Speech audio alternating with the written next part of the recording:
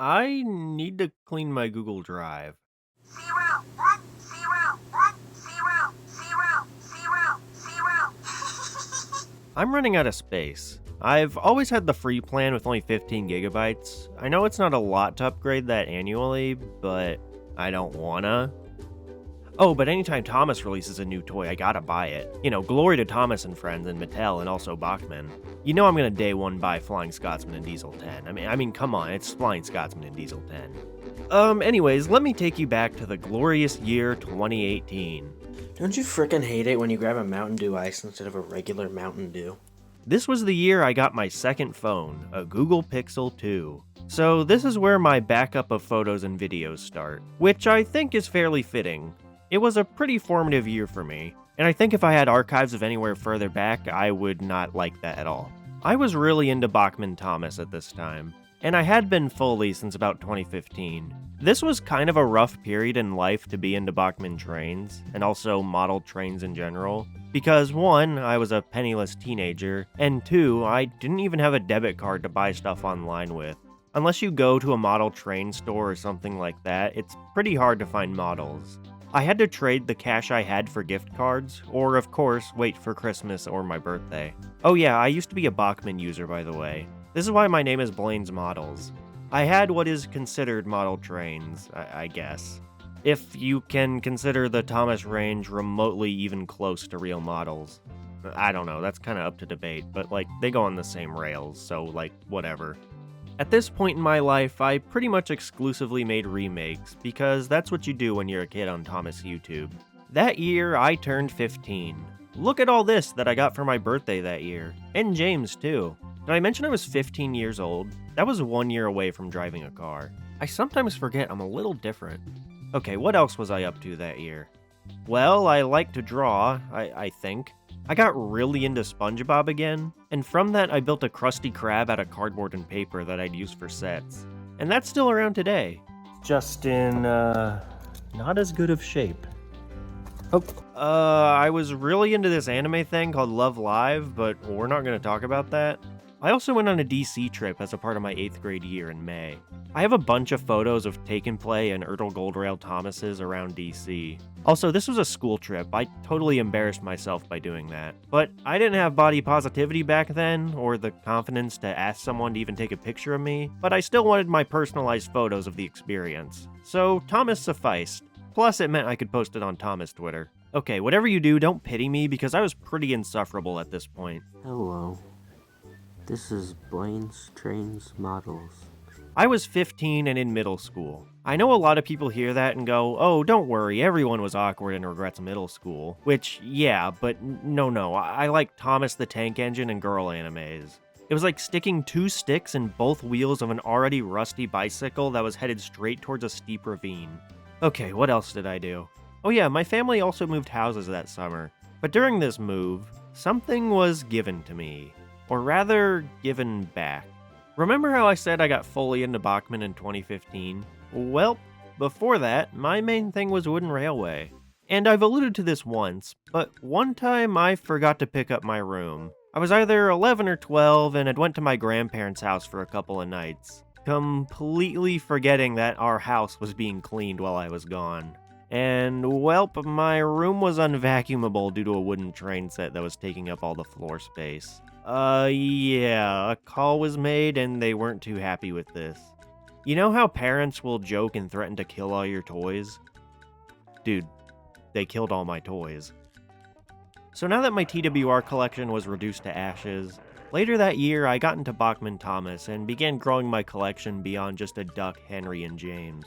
Flash forward to 2018 during our move, I was given a tote that was in our garage. A tote containing a part of my Thomas Wooden Railway collection which I thought was long gone. Plus some Lego and other stuff too. This wasn't the whole thing, but it was a significant portion of what was. Regardless, don't pity me. I've since amassed a far bigger collection. I could talk about it for 90 minutes, and I have. Though it would be nice if I had the rest of my f***ing 2013 Flying Scotsman. That'd be nice. Getting this collection back, I wanted to make a video with Wooden Railway, since many of my favorite creators in the fandom were Wooden Railway users. And I did that. I made a remake of the episode Thomas Comes to Breakfast. This video sucks. Like, my skill level in set making just isn't there. But what bothers me the most is the editing. There's so many flash frames, it's so bad. It literally starts off with like a blank set, then Thomas just pops up. How is 15-year-old me so stupid? One day I need to do a stream or a random talking video where I just watch my old remakes. That might be fun. Or not, because like what if someone like sends that video to the past and then my past self gets really mad? Anyways, after that brilliant remake, my plan was to remake the rest of the stories in the Branchline Engine saga. So I should have been starting a remake of the episode Daisy, right? Well, no. I decided it was time to start my big wooden railway movie, for some reason. So after we had fully moved in, and throughout my summer before I started high school, I filmed this movie. The title of this fan film was going to be Thomas and Friends, All Hell Breaks Loose, which is a pretty big title for a Thomas movie. Yeah, well, I stole it. All Hell Breaks Loose was the original title of the South Park movie, before they changed it to the subtle dick joke because they couldn't use the word hell in a title.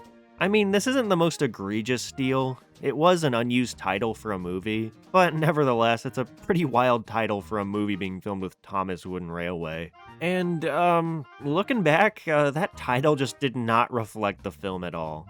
Now, I'm very certain I do not have everything I shot in my Google Photos. Some scenes are just photos now, and I also definitely did not finish the film. And I never wrote down a script either. I was shooting it all with the story I made up in my head, and I was doing it out of order too. Wonderful. So I can't say for certain that this is an exact retelling of what I was thinking at the time. This was 8 years ago, before I was even in high school, and it's all based on memory, some photos, videos, and context clues. So here's the movie summarized to the best of my ability. It'd start at Tidmouth Sheds, where Sir Topham Hatt would arrive to greet the engines. Thomas would be in his shed and pop out. Sir Topham Hatt would then announce something going on at Knapford Station. Oh, also, this is what Sir Topham Hatt would have looked like. I didn't have a Lego top hat piece, so I gave him this gray hair. He also has the Lego Han Solo face. And he's also got the torso of a Lego pilot, hence the plane logo on his chest. I actually used him in my Thomas Comes to Breakfast remake, though he was bald there. I think what happened is that I hated the exposed head stud, so the whole reason for the hair growth was just to cover that up. I still have the torso piece and legs, though I swapped it back to a default Lego yellow. Oh, and I also have a top hat piece now. So that's cool, I guess. Also, I need to talk about my James. This was a childhood 2001 James of mine that was super scratched, so I repainted it. And man, it looks... yep. So then in the movie, Thomas would set off, and it'd go to a working montage on his branch line, set to some music. What music, you may ask? Well, I'll tell you later. I think I shot a grand total of 1 shot of this montage, as seen here. Because it was just quote-unquote boring traveling shots, I never got around to it. Yeah, right off the bat you can tell I majorly procrastinated on this movie. So then Thomas would arrive at Knapford, where everyone would be waiting. Now, this is a part I don't know if I ever shot. I'm pretty sure I would have shot it, but I can't say for sure. And this is a pretty big scene. For visuals, I'll remake it with the toys I have now. So at this awesome engine meeting, Topham would say, I don't know, something. I genuinely have no clue what the point of this gathering was. Except maybe, just maybe, I think he was announcing a retirement? I mean, I made him explicitly old with gray hair. Man, I should have written a script. Then during that, a bullet train would come to the island. This train doesn't talk, but he carries the main villain of the movie, this guy, whose name is... I forgot his name. I don't even know if he had a name, honestly. Here he is with a lightsaber and a creeper head, though. And here he is as a furry. These would maybe be really funny images if I actually made this movie and he became a real character. He was basically your generic Thomas fan human villain. He wants to, get this, modernize Sodor. Ooh, crazy original idea in Thomas fan content. So what does bad guy do?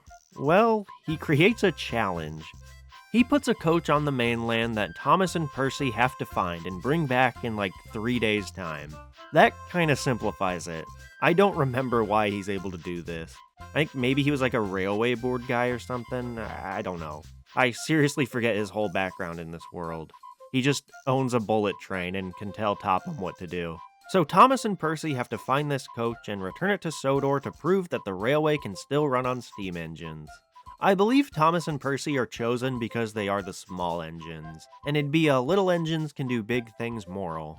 Yeah, real original. So Thomas and Percy would go on this awesome adventure, and this is kinda inspired by Journey Beyond Sodor, the most recent Thomas special at the time. They'd travel to the mainland and get lost. They'd come across this clump of troublesome trucks to ask for help, but because they're troublesome trucks, they wouldn't help. Also, this yellow Brio truck wouldn't be alive, and all the trucks were waiting for it to come alive. It was pretty much a meta joke about how some trucks are alive and some aren't in the Thomas franchise. Hee funny, I guess. Then Thomas and Percy would move on and the adventure would continue. But, meanwhile on the island of Sonar, the bad guy has a plan to deal with them. He gets an evil henchman, and it's Diesel 10. Yeah, Diesel 10 is there because it's a Thomas fan film being made by a 15-year-old. Yeah, that tends to happen. He sets off after them and has a run-in with the same trucks. He throws one over to figure out where they all went. Which, plot hole, shouldn't he know exactly where they're going? Just follow the tracks to where the bad guy put the coach they're looking for? I don't know, man. I need to reiterate again that the script only existed in my developing teenage brain. So after that threat, Diesel 10 leaves. Cool. Okay, honestly, this middle of the movie is really fuzzy. I even remember myself being confused while making it. I really like the beginning and end of the movie, but I had no clue how to do the middle. So that part ended up last, and it's the most confusing since there's so little of it. Here's what I can kind of piece together though. Thomas and Percy would have wound up in a dockside goods yard. They'd meet a crane and the crew of the yard. Here's where my disintegrated wooden railway Norman would make a cameo also. They'd give Thomas and Percy a goods train to pull for whatever reason. I think maybe for like passage down the line? I don't know, it's low-key a quest movie where they do stuff, I guess.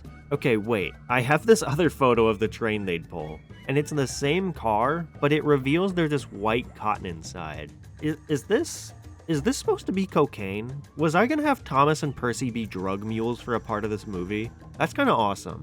This little bit of the movie was the last thing I ever shot. I did this dockside set shoot on the 23rd of July, and I have this other set I assume was on a different part of the yard. I only have 2 photos taken of it on August 1st. My style changed a bit after that, like I started adding ballast rock to my sets, and I began high school like a week after that, so I simply lost interest in and forgot about the movie. Oops. Yeah, I'm not sure what Thomas and Percy were supposed to do with this train. I assume deliver it somewhere, and there'd be an adventure with it? I don't know. Maybe they'd get caught for the cocaine. I guess it'd probably point them in the path of where they're supposed to go. I mean, probably. I also have this one scene with this diesel engine, who is not Diesel, but a generic mainland diesel. This was my childhood wooden diesel toy that I actually owned and didn't steal from one of my friends in elementary school, and I left him outside when I was really young. Maybe this is where the goods train was supposed to go? I don't remember. Another thing I don't remember, but was probably there, is the Sodor subplot. This would have had a lot of focus on the bad guy. I have no clue what the plan was, except for one vague scene. So I made these like behind the scenes vlogs. And these are the most annoying thing ever. Like straight up, I can't even watch them all the way through. Most of it is just me complaining about how I procrastinate on the movie, and I'm like, dude, you're freaking unemployed, just get up and film. I got some information from them, but not much. They were meant to be released before the movie came out, so I didn't talk about anything in the movie, so I'm like, why did I even make those at all? They did, however, remind me of this character. He's like a workman, I guess. Maybe a yard manager? I don't know. And if I recall correctly, the bad guy was gonna violently murder him. For something. I don't remember. I do remember shooting a murder scene on this set, though. It would have used, like, Play-Doh for blood. This movie is so freaking confusing. So I assume on the mainland, Thomas and Percy would continue their travels. But uh-oh, Diesel 10 finds them. And instead of like murdering them with like his big claw, he puts them in a scrapyard and leaves.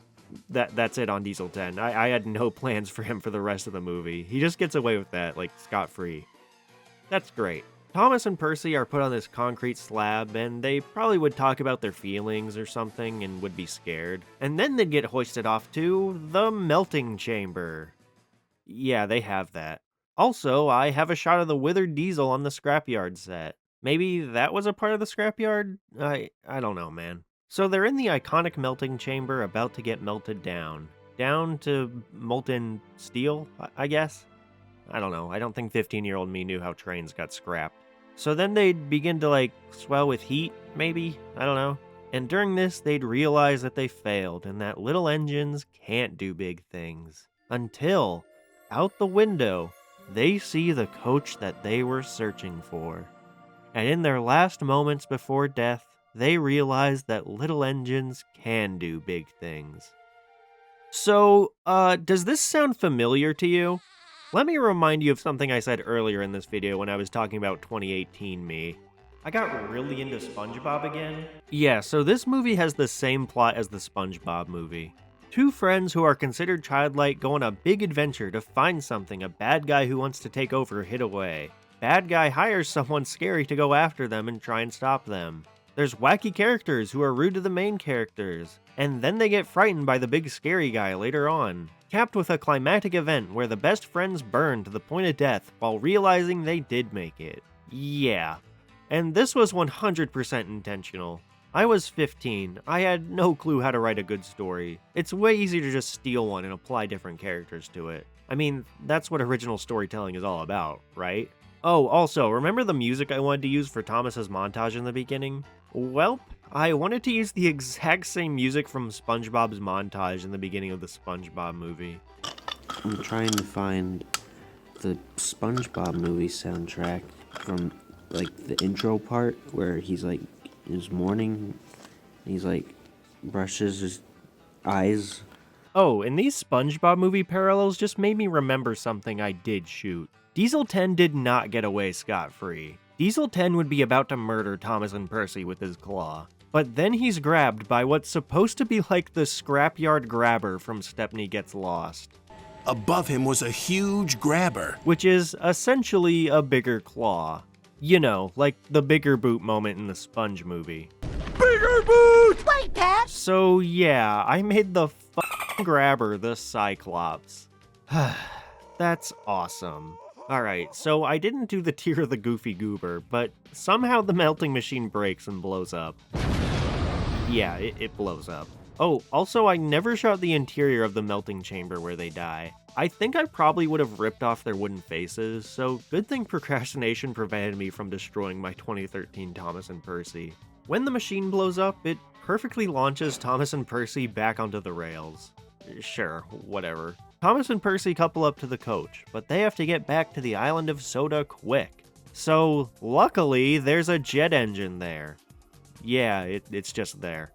So they couple up and go supersonic speed across the mainland and into Sodor. Cut back to the troublesome trucks, Rickety wants to get help for his friend, or something. So he rocks himself forward, but he ends up on the line and gets run over by Thomas and Percy.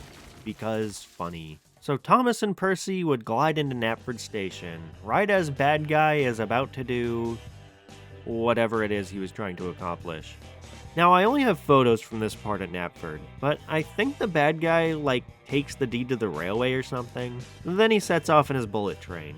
Thomas and Percy chase him down. Now, I know I did shoot this next scene, but it's missing. They'd come to like a valley line that was shot at the garden stones of my parents' house. Then, somehow, I guess, they'd all fall and end up by some water. I don't really know what was supposed to happen in this confrontation scene. I don't think I shot the whole thing. I think it's implied the bad guy is injured from the fall, and he points his gun at Thomas, which is kinda metal as hell. You know, kinda. Then he, doesn't shoot Thomas in the face. He then stumbles into a raft and floats away. Which I did shoot him floating away, but I don't have the video, just this photo. Fun fact, the raft is the hull of an old top hat from Tug's Custom I made back in 2017. Putting the cardboard in water completely disintegrated it. The President Business figure body was saved though. Oh, also, I dropped his hairpiece in the water. Yep, that was another big reason why production ceased. It's probably still down there. I'm pretty sure it originated from a Lego Count Dooku. Anyone want to get that? And well, after that, Thomas and Percy would get rescued and be celebrated by everyone across Sodor.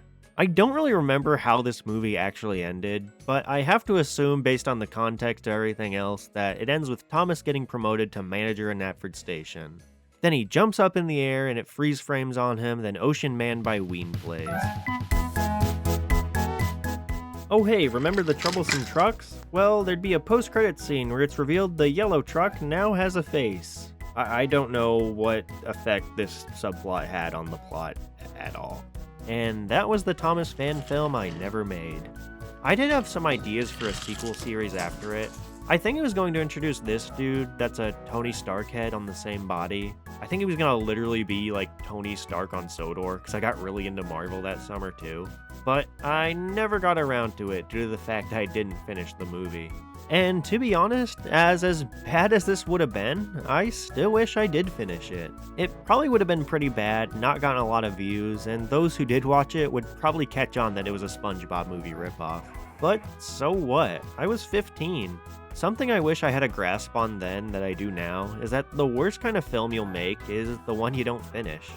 You live in the time you live, experience the things you experienced then, and your work is a reflection of you. So get it out there and don't wait, whatever it is. And if you're a young teen who wants to make videos with Thomas Wooden Trains, go for it. You'll learn as you go and you'll make memories too. I really wish I had a movie to look back on and at least laugh at. I'm glad I made the videos I did make, and they're fun to revisit, but it pains me to know that there could have been more, especially more originals. I'm 55 for real about all that. Don't get caught up in procrastination or worrying about whether you're good enough or not. Just create. It's fun. Thank you to my Joe Swanson tier patrons, Aquamarina, Forgotten Lol Cow, Low, and the Goat Train. And thank you to all my patrons.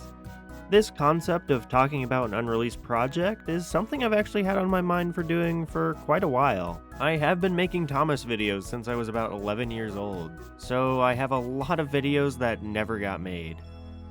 But anyways, thank you for watching. Bye!